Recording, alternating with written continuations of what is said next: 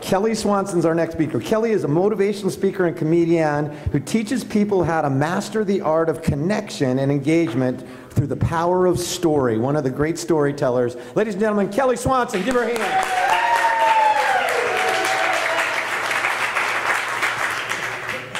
So as he said, thank you, Brian. I'm Kelly Swanson, motivational speaker and comedian, which means I tell you you can do anything, and I tell you I'm just kidding. I know what you're thinking, motivational speaker. I thought she'd be skinnier. Yeah, so did I. According to my New Year's resolution, at this point, I was supposed to have lost 30 pounds and have buff arms. Instead, I'm pretty sure my muffin top just had twins. In case you can't tell from the accent, I'm from Jersey. I got a speech coach. I should have been more specific. I do speak at a lot of women's health events, which I think is hilarious. Apparently, I'm the cautionary tale.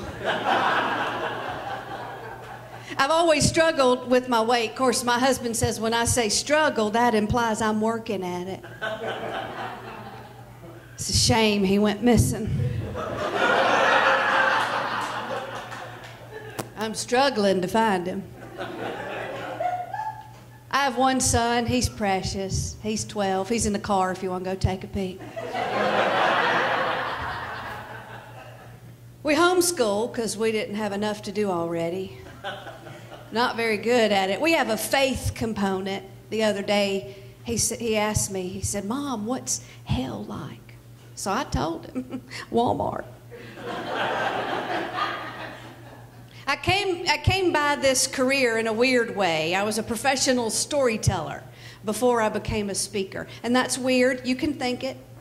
Yes, it's a real job. People are like, "How'd you become a motivational speaker and a comedian?" I was like, "Well, I just got a card and typed it on in." I think tomorrow I'll be a life coach. I thought it was pretty funny. But yeah, so I went around telling stories for a living. I would go to networking events, and you pass out your card and say, "I sell copiers, I'm VP of a bank, what do you do?" And I'm like, "I tell stories for a living." They go, "Ah." They look at me like they weren't sure whether to congratulate me or pet me. Mama said, "I don't know what to tell people you do." I'm like, "Seriously?" I got a sister who has an aerial view of Graceland tattooed on her back. My brother, for years, thought that bin Laden was posing as his shift supervisor over at the Golden Corral. And I'm the disappointment. And when you're a storyteller, it's not fancy, in case you're wondering. For years, I got paid in things like chicken. Sweet tea and chicken. And I didn't get these fancy venues. I didn't get to stay in these fancy hotels. I had to stay in the Motel 6s after they washed the evidence off the walls. I once stayed in a room that still had that yellow body tape outline on the floor. I paid the maid $5, take a picture of me laying in it. I sent it home to my mama with a note saying, "Won't be home for Christmas." Yeah, she didn't think that was very funny. I still remember telling my father when I was quitting the family business, I said, "Daddy, I'm going to go tell stories for a living." And he got that look. I could see him crunching the numbers he'd spent on my education. He got that look that said, "Bless your heart, you're an idiot." And he hadn't taken that look off yet. But that's okay, because I'm not here to please the world. You see, years ago, I began to see the power in words and the power of a story. That's what I speak about. Not just making people laugh or motivating them or helping to rewrite your inner script. I teach people about the power of story and how you can master the art of connection and engagement. But way back then, I didn't know that. I was just telling stories to entertain people. I remember it was, well, I don't even know, 15, 20 years ago when they asked me to be on a vision casting committee at my church. I felt so important. We were casting a vision for growth. It was a good church. Y'all, it had been around in the community forever. It was a pillar of the community. It was so old, been around so long, I think Moses was a charter member. Good people, good hearts, but it was a dying church. Literally. Membership was dying out. When you got more funerals than baptisms, you got a problem. You see, they had done nothing in all these years that they'd been around to attract and engage new members. They had nothing to stay relevant to the community in which they served, an economy that had completely shifted around them from a push economy to a pull economy. They had done nothing to stay relevant. Good people, good hearts, but they were dying out. Hence the need for a vision casting committee. And so 6 of us sat there in a little classroom in the basement of that church facing a problem that was bigger than we were. Oh, we had a vision. We knew exactly what that vision was, and we were excited about it. The problem was casting it. Problem was casting the vision. You see, these people, they were happy for us to fill the seats as long as we didn't touch anything, move anything, or change anything in the process. They'd be like, oh, no, no, no, no, no. You will not touch this parlor. I picked out the carpet in this parlor. My great-granddaddy made the table up in here. I will be buried under this parlor. Oh, no, no, no. We have Vacation Bible School 3rd week of July every year. You will not move the date. I don't care if we don't have children in the neighborhood anymore. It is a tradition. Oh, no, no, no. Who put the fried chicken on the buffet this close to the banana pudding? Were we raised in a barn? You see, these people guarded over change like a pit bull over a chew toy. And these were our elders. These were people with a long financial and emotional history in this church. We couldn't get up here and tell them what to do. We tried. It did not work. Because people don't like to be told what to do. People don't like to be manipulated. People don't like to be sold. So we had to get past their crossed arms and that emotional barrier they had put up. We couldn't just get their permission to do it. We needed to get them excited about it, and we needed to get them to want to do it. We had to go from manipulating them to motivating them. And that's not an easy task. Every single one of us in this room today is trying to convince someone else to do something. Whether you're in sales, whether you're in customer service, whether you're a leader trying to crystallize your vision, whether you're in HR trying to get a group to embrace change, whether you're trying to get your spouse to buy a new car or convince your kid to clean up his room. And that's hard. You should see my house. I'm not the best housekeeper. I'm one trinket away from being a hoarder. I only clean the parts of my house people see from the street.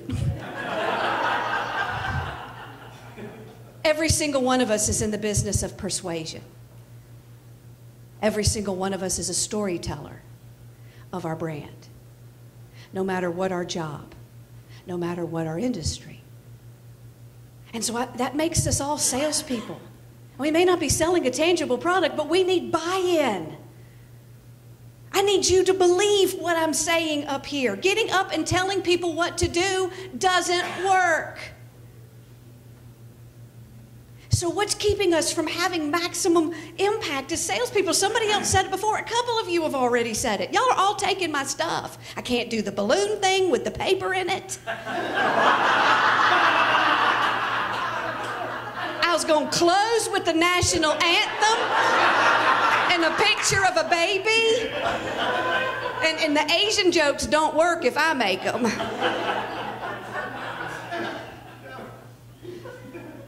But somebody said it earlier, and it's so true. It's because it's the truth. People buy from people they like. People they trust, people they believe, and people they feel like they know. Like, trust, believe, know. Those words are not about data. Those words are not about talking points. They are not about how much you know or what your policies are. Those words are emotional.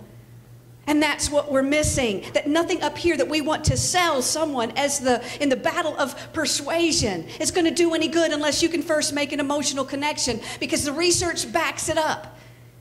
The research backs up that over 80% of decisions are made based on emotion, but we don't plan for that. You see, we're all focused on communication. We're all focused on give them the data. We're all focused on tell them what to do. It's not about just communication. It is about connection. It's about going from manipulating people to motivating them, from telling them what to do to making them want to do it. Yeah. And so how do we do that?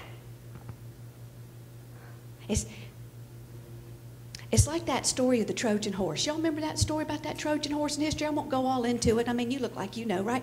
And the Greeks, and they're battling, and they're losing the battle because they're fighting by brawn, and they decide they're going to fight by their brains, and they're going to send in this wooden horse as a prize to the Trojans, and it's not a prize. It's filled up with all these soldiers, and they come out there, and they surprise them, and they win the battle, and they end the war, and the term Trojan horse has forever become known as a strategy to get into the safe place of your opponent.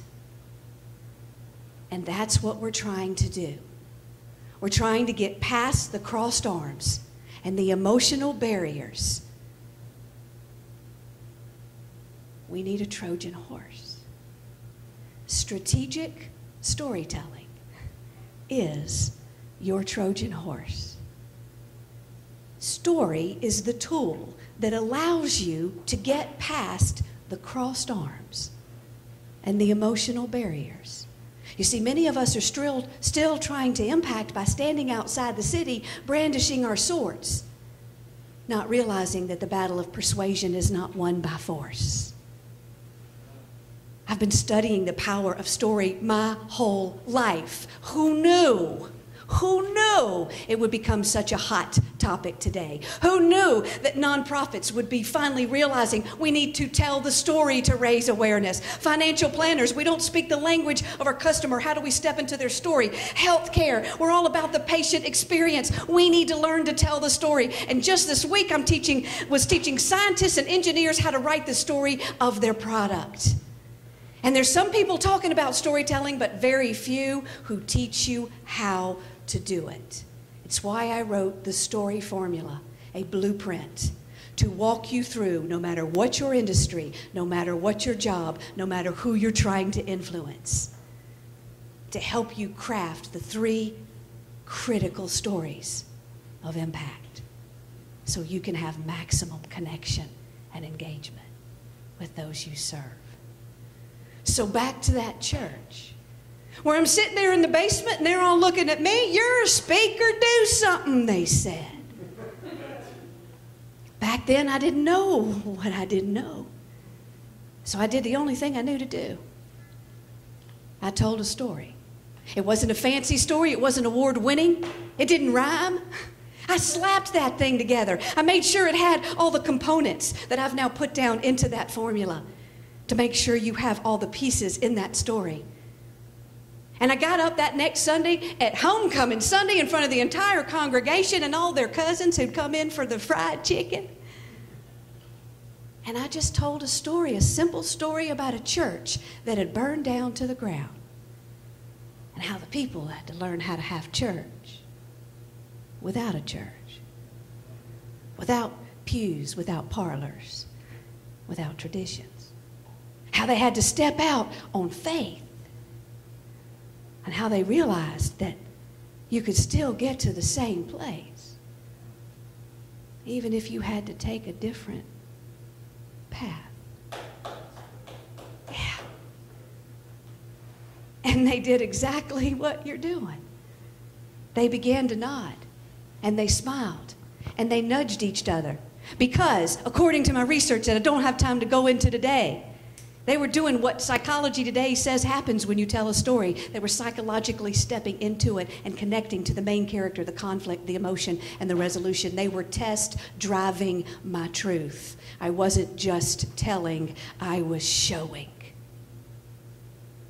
I had found my way in. Later that afternoon, we're down in the fellowship hall eating appropriately placed fried chicken. And an elder comes up to me and he pulls me to the side and he says, you know, if you think about it, that little church in your story is a lot like ours.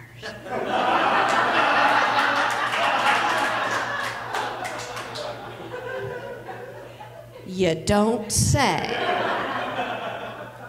From that moment on, we had full 100% cooperation from every single member of that congregation, and never was an objection raised again. We didn't just have their permission. They wanted to be involved. That is the power of story, to do what your data cannot do. So if you think about it, maybe what we went through in our little old church is a lot like what you're facing in your business today. And you just need a different tool.